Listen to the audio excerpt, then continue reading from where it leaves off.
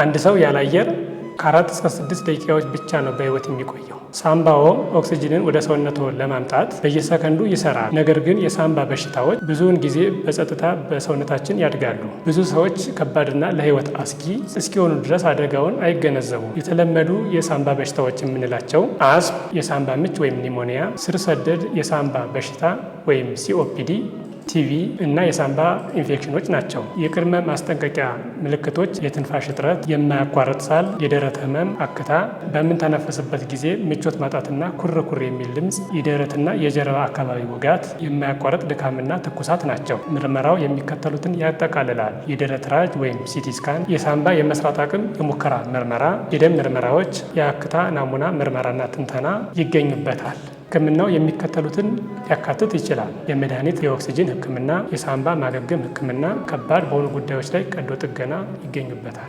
በጊዜ ያልታከመ የሳምባ ችግር እስከ ሞት የሚደርስ የሳምባ ህመሞችን ያስከትላል። በሚቀጥለው ሊከሰቱ ስለሚችሉ ሳምባ ችግሮች መረጃዎችን እንሰጣለን። ምግባረ ሰናይ ጠቅላላ ሆስፒታልን ይጎብኙ።